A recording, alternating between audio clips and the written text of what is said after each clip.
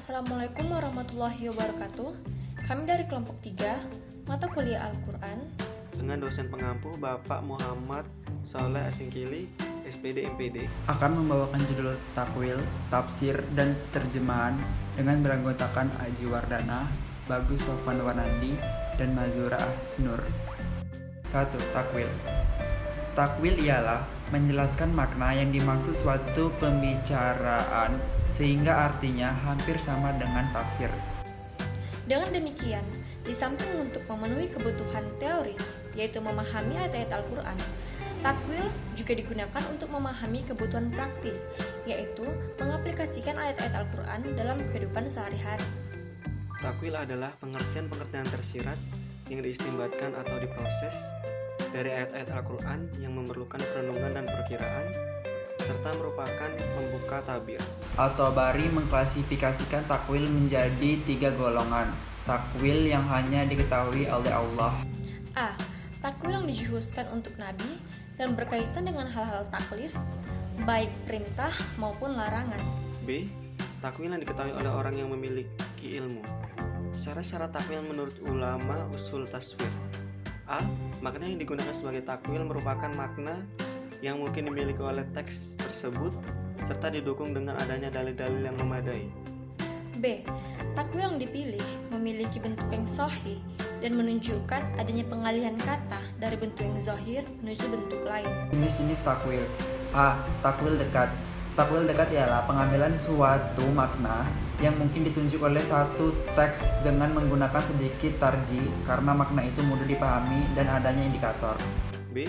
Takwil jauh.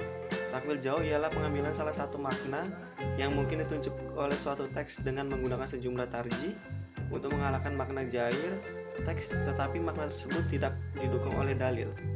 2. Tafsir. Menurut bahasa, tafsir berasal dari kata alfaz, yaitu mengetahui atau menjelaskan suatu kata yang sulit. Pembagian tafsir. 1. Pembagian menurut pengetahuan manusia. A. Tafsir yang diketahui dari kalam orang-orang Arab. Tafsir ini mengucapkan kosakata Al-Quran dan uslub. B. Tafsir yang wajib diketahui oleh semua orang. Tafsir ini menyangkut perintah, larangan, pokok-pokok, kaidah, dan etika. C. Tafsir yang hanya diketahui oleh ulama. Tafsir ini meliputi hal-hal samar dan sulit dibedakan oleh kebanyakan manusia. D. Tafsir yang hanya diketahui oleh Allah. Tafsir ini mencakup hal gaib dan waktu terjadinya. Pembagian menurut cara penafsiran. A. Mengikuti atsar dan riwayat.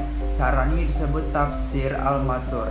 Adalah tafsir yang menggunakan ayat atau riwayat sebagai alat bantu dengan pedoman penjelasan sahabat. B. Mengikuti ijtihad. Cara ini disebut dengan tafsir bi'arai. Y adalah tafsir yang menggunakan ijtihad untuk memahami Al-Quran dan menjadikan literatur yang ada sebagai bahan rujukan. 3. Pembagian tafsir menurut metodologi penafsiran. A. Tafsir al-ijmal, yaitu tafsir yang bersifat singkat dan umum. B. Tafsir at-tahlil atau analitis, yaitu tafsir yang memaparkan segala aspek yang terkandung dalam ayat. C. Tafsir al-muqaran atau kooperatif, yaitu tafsir yang membandingkan ayat dengan ayat lain atau membandingkan ayat dengan hadis. D. Tafsir al-ma'udu, yaitu tafsir yang mengumpulkan ayat-ayat yang memiliki tema yang sama. 4. Pembagian menurut tujuan musafir. A. Tujuan yang mengacu kepada mazhab yang diyakini musafir sehingga karya tafsirannya sesuai dengan mazhab tersebut. Tafsir yang dinominasi oleh suatu disiplin ilmu yang ilmunya digeluti oleh mufasir sehingga karya tafsirnya dapat disebut dengan disiplin ilmu tersebut. 3. Terjemah. Terjemah Al-Quran seperti yang dikemukakan oleh As-Sabuni, yaitu memindahkan Al-Quran ke bahasa lain yang bukan bahasa Arab dan mencetak terjemah dalam beberapa naskah untuk dibaca oleh orang yang tidak mengerti bahasa Arab sehingga ia dapat memahami kitab Allah. Kata terjemahan dapat digunakan pada 2 arti. A. Terjemahan maknawayah atau taswirayah, yaitu menerangkan makna atau kalimat bicaraan dengan bahasa lain tanpa terikat dengan tertib kata-kata bahasa asal, melainkan oleh makna dan tujuan aslinya.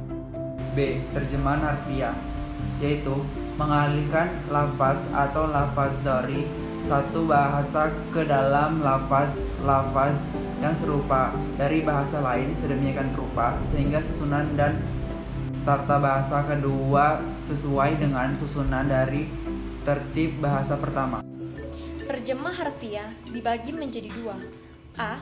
Terjemah harfiah bil misli, yaitu menyalin atau mengganti kata-kata dari bahasa asli dengan sinonimnya dan terikat bahasa aslinya.